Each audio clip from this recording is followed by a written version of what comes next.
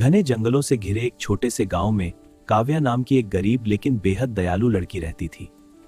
मेरे पास बहुत कुछ नहीं है, लेकिन दिल में प्यार करती हूँ। काव्या के माता पिता बचपन में ही गुजर चुके थे। अब उसका सहारा थी उसकी दो सबसे अच्छी सहेलियां, राधा और मीरा। हम हमेशा तेरे साथ हैं काव्या। काव्या का दिल बहुत साफ था। वह खुद भूखी रहकर भी दूसरों को खाना खिला देती थी। लो, यह तुम खा लो। लेकिन गांव वाले उसकी गरीबी का मजाक भी उड़ाते थे। वाह, कितने सुंदर फूल हैं। और यह टोकरी भी भर गई। हाँ, और तेज हवा भी चलने लगी। लगता है बारिश शुरू हो गई। जल्दी चलो, कहीं छुपते हैं। आसमान काला हो गया, तेज हवाएं चलने लगी और पानी की लहरें उफान मारने लगी। नदी के बीच से एक विशाल भयानक राक्षस प्रकट हुआ। राधा और मीरा डर के मारे कांपने लगी, लेकिन काव्या वह डरते हुए भी खड़ी रही। इस जंगल और इस गांव पर अब मेरा अधिकार है। अगर तुम अपने गांव को बचाना चाहती हो तो तुम में से एक को मुझसे शादी करनी होगी। तुम्हें मेरे साथ चलना होगा, वरना तुम्हारा गांव नष्ट हो जाएगा। नहीं, हम क्या करेंगे? मैं तैयार हूँ, लेकिन मेरे गांव को कोई नुकसान नहीं होना चाहिए। नहीं काव्या, ऐसा मत करो। अगर मेरी एक कुर्बानी से सबकी जान बच सकती है, तो यह सौदा बुरा नहीं है। राक्षस ने काव्या ओर देखा और पहली बार उसकी आंखों में क्रूरता के साथ साथ एक अजीब सी शांति भी दिखी। काव्या, अब हम इस जंगल के सबसे गहरे हिस्से में जा रहे हैं। लेकिन राक्षस, ये रात बहुत अंधेरी है। मुझे लगता है अंदर अंधेरा और डर होगा। हाँ, ये सबसे गहरी गुफा है। डरने की तैयारी रखें। लेकिन गुफा के अंदर का नजारा बिल्कुल अलग था। गुफा के अंदर साफ सफाई थी, दीवारों पर सुंदर चित्र बने थे और एक कोने में दीपक जल रहा था। तुम सच में राक्षस हो या कुछ और? मैं हमेशा ऐसा नहीं था। मेरा नाम कभी आर्यन था। मैं एक राजकुमार था, लेकिन एक दिन एक तांत्रिक ने मुझे श्राप दे दिया। जब तक कोई लड़की अपने दिल से बिना डर के मेरे साथ रहने का फैसला नहीं करेगी। क्या मतलब? मैं इसी रूप में रहूंगा। मैंने कई लोगों को डराया, लेकिन कोई भी मेरे पास रहने के लिए तैयार नहीं हुआ। सब मुझे राक्षसी समझते कि हैं। तुम खुद को राक्षस की तरह दिखाते हो। दिन बीतने लगे। काव्या ने गुफा को घर बना लिया। वह खाना बनाती, सफाई करती और धीरे धीरे राक्षस से बातें करने लगी।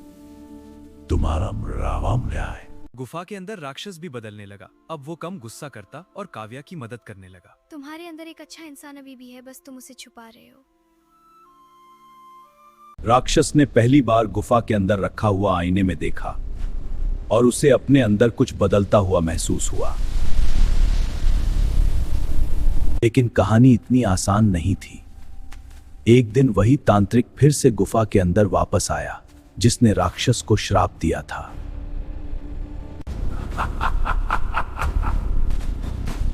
लगता है तो तुमने अपना इलाज ढूंढ लिया। डर गई, गुस्से में आ गया। अगर इस लड़की का दिल सच में साफ है तो उसे एक परीक्षा देनी होगी। अब मेरा बदला पूरा होगा। मेरी चालाकी सबको हराएगी। कैसी परीक्षा?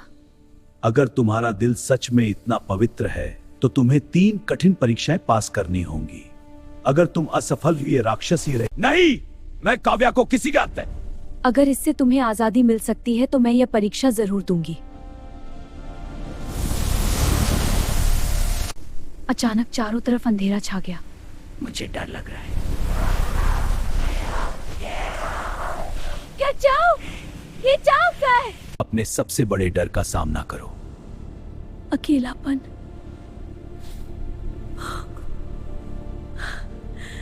लोगों की ताने। मैं डर से भागूंगी नहीं, मैं उसका सामना करूंगी। पहली परीक्षा पास। तुम्हारे पास 2 रास्ते हैं, या तो अपनी सहेलियों को बचाओ या इस राक्षस को। एक तरफ काव्या की सहेलियां, दूसरी तरफ राक्षस की आजादी। मैं अपने दोस्तों को नहीं छोड़ सकती। वह नदी में कूद पड़ी और अपनी जान जोखिम में डालकर दोनों को बचा लिया। काव्या ने अपने स्वार्थ से पहले दूसरों को चुना, दूसरी परीक्षा भी पास। अब काव्या की आखिरी परीक्षा शुरू हुई। काव्या फिर से गुफा में थी, लेकिन इस बार उसकी आने खड़ा राक्षस और वह काव्या पर हमला करने लगा। अगर तुम्हारा प्यार सच्चा है तो बिना डरे इसका सामना करो। डरो मत काव्या। मैं डरती नहीं।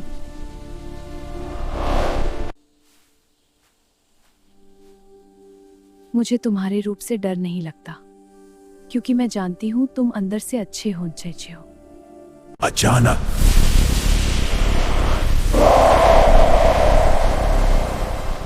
वह एक सुंदर युवक में बदल गया, राजकुमार आर्यन। नहीं, यह नहीं हो सकता।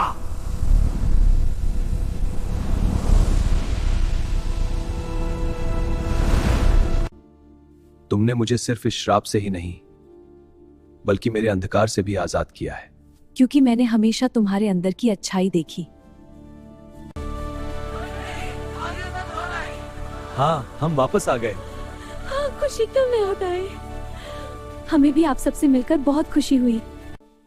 क्या तुम मेरे साथ इस नई जिंदगी की शुरुआत करोगी? हाँ।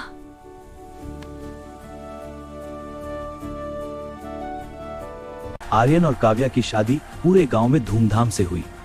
काव्या अब सिर्फ एक गरीब लड़की नहीं रही, बल्कि एक रानी बन गई, जिसका दिल आय के भरे रहेंगे। शादी के बाद काव्या और आर्यन राजकुमार की जिंदगी मानो किसी सपने जैसी हो गई थी। गांव में खुशहाली लौट आई थी। तेरे साथ यह खुशी हमेशा रहेगी।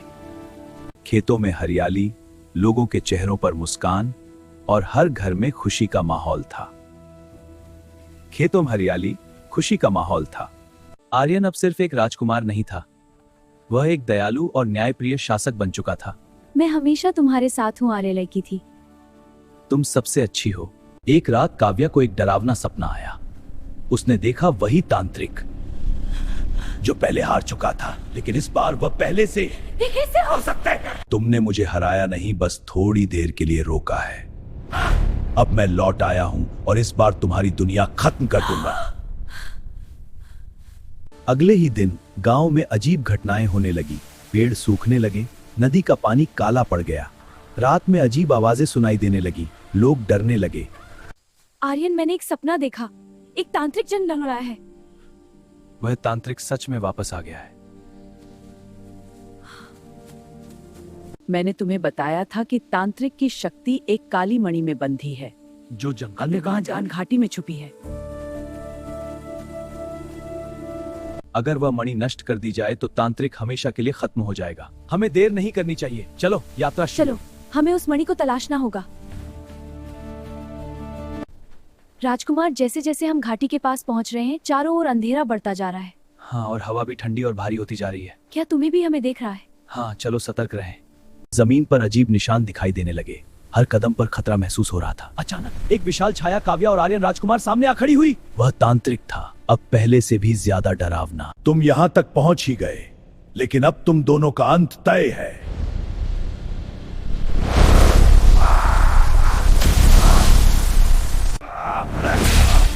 तुम्हारी ताकत मेरे सामने कुछ नहीं। सिर्फ ताकत से नहीं, दिल से जीतना होगा। तुम्हारा दिखा तो तुम्हारी सबसे बड़ी शक्ति है। मैंने अपनी आंखें बंद की और अपने दिल की सारी अच्छाई, प्यार और विश्वास को एक जगह इकट्ठा किया। नहीं, यह नहीं हो सकता। जैसे ही मणि टूटी, तांत्रिक की सारी शक्तियां खत्म हो गई और वह हमेशा के लिए गायब हो गया। अंधकार छंट गया। मैं थक गई हूँ। तुम सिर्फ मेरी रानी नहीं, इस दुनिया की रक्षक हो। राजकुमार और काव्या वापस आ गए। हाँ, हम वापस आ गए। अब गांव फिर से खुशहाल होगा। धन्यवाद। हम सब मिलकर गांव को और भी बेहतर बनाएंगे। असली ताकत किसी जादू में नहीं, बल्कि हमारे दिल में होती है। प्यार, साहस और विश्वास, इन तीनों से कोई भी अंधकार जीता जा सकता है।